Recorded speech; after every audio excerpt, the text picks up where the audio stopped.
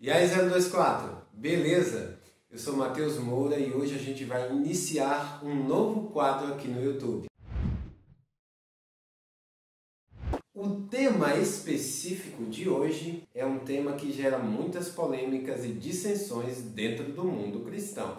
É o pastorado feminino. Existem denominações cristãs que não permitem e existem outras que permitem sim. Hoje nós vamos ver a visão da Igreja Metodista Livre e, como consequência também, do Movimento 024 sobre esse tema.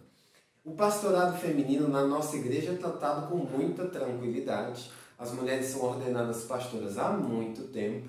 E quando me perguntam se mulher pode ser pastora, o questionamento que vem na minha cabeça é de onde saiu que não pode. Uma das principais justificativas que existem é que nós não vemos na Bíblia ministério sacerdotal no Antigo Testamento para mulheres e nem ministério pastoral para mulheres no Novo Testamento. Bem verdade é que no Antigo Testamento nós não temos sacerdotisas em Israel, mas isso pode ser resolvido com uma questão bem simples. Em Israel, as mulheres não eram nem contadas. Então nós temos o censo. Os censos que o Senhor pediu para fazer era para que contassem apenas os homens com mais de 20 anos. E com exceção da tribo de Levi, que eram de onde saíram os sacerdotes, acima de um mês, todos os homens eram contados. Mas como é que a gente explica isso? A mulher, nesse contexto da Israel antiga, ela estava num papel de subordinação ao homem. Esse homem era, até determinado tempo da sua vida, o seu pai, e depois passava a ser o seu marido. Mas por quê? A gente tem a resposta para essa pergunta lá em Gênesis 3. Todas as questões nós temos que buscar qual foi o padrão divino instituído. Como foi que Deus nos fez? Como foi que Deus nos constituiu? Qual era a nossa relação de originalidade com Deus lá no princípio? E é isso que nós vamos tentar compreender hoje. Quando Deus criou o homem e mulher, Ele os criou em relação de companheirismo, de parceria. Mas depois da queda, depois do pecado, e é sempre o pecado, a resposta para tudo de ruim, para toda a discriminação que acontece nesse mundo, para toda maldade, é sempre o pecado. Gênesis 3,16. A punição da mulher por causa do seu pecado. Deus disse à mulher: multiplicarei sobremodo os sofrimentos da tua gravidez. Em meio de dores dará à luz a filhos. O teu desejo será para o teu marido e ele te governará. Então veja, a mulher não ia poder exercer mesmo o papel de autoridade, porque o desejo dela não pertencia a ela, pertencia ao seu marido. Isso nós vamos ver com mais detalhes lá para frente, quando a gente for tratar disso. Mas é importante aqui pontuar porque é que as mulheres não podiam exercer esse sacerdócio. Entre outras coisas, outras considerações que nós podemos ver nos livros da lei. 5 livros da Bíblia. Sempre importante que você estude tudo da Bíblia. Mas, apesar disso, nós podemos ver mulheres exercendo papel de autoridade no Antigo Testamento. Miriam era profetisa. Débora, além de profetisa, era juíza. Mas aí você vai me dizer, esses papéis não são de autoridade espiritual, não? Tem gente que diz que Débora era autoridade civil. Sim, mas em Israel, autoridade civil é autoridade espiritual. O sacerdote em Israel, o sumo sacerdote, qual era a função dele? Apresentar o sacrifício pelo pecado. E os outros sacerdotes exerciam outras funções de oferecer os sacrifícios de agradecimento, os sacrifícios pela cura, entre outros. Quem exercia mesmo a autoridade de ensinar, a autoridade de liderar o povo, eram as autoridades civis, que também eram autoridades espirituais. Moisés, Josué, Débora, Gideão, entre outros.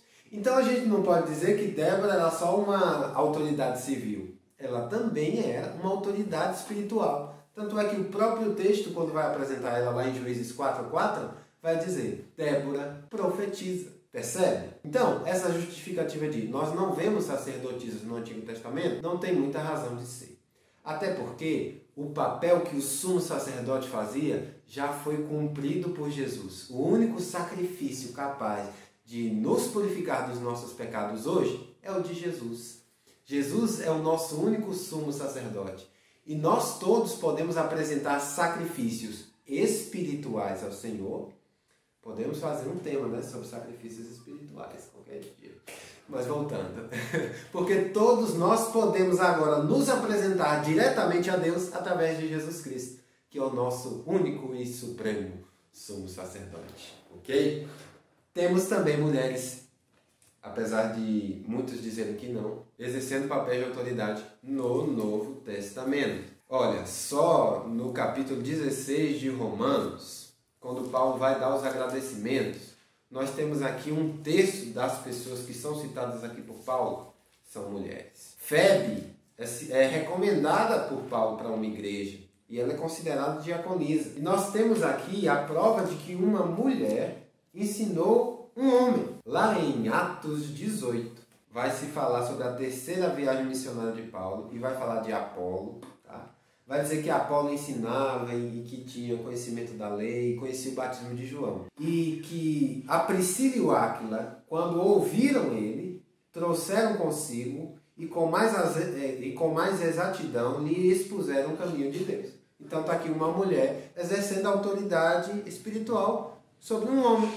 Ou expor o caminho de Deus não é exercer autoridade espiritual. Ela está acompanhada do marido? Tá, mas o nome dela está sendo citado primeiro. Isso quer dizer que ela tem um papel mais importante aqui nesse contexto. E todas as vezes que Paulo vai citar Priscila e Áquila, ele sempre vai citar, citando esse casal, a Priscila vem na frente do Áquila. Isso quer dizer que o ministério dela era mais preponderante do que o dele. Então, são coisas que nós vemos nesses textos que significam sim que as mulheres, tanto no Antigo Testamento quanto no Novo, exerciam um papel de liderança, de ensino e autoridade espiritual. Mas qual é a outra justificativa que nós vemos nos textos? É que nós temos textos que proíbem a mulher de falar na igreja. E aí fica bem complicado responder esses temas?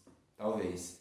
Mas isso você só vai ver no próximo vídeo. Mas isso só se você deixar o like aí, compartilhar com seus amigos, se inscrever no canal para ter reflexões especiais como essa toda semana. Foi essa a reflexão de hoje, galera, e valeu! Os temas que a gente vai tratar na próxima semana, olha, porque e agora? A Bíblia está dizendo que a mulher não pode falar no culto público. Como é que a gente vai esclarecer isso? Vamos ver aqui textos que vão nos mostrar que talvez você tenha interpretado esses textos incorretamente. Tá ok? Fique preparado, ative as notificações aí do sininho para receber os próximos vídeos.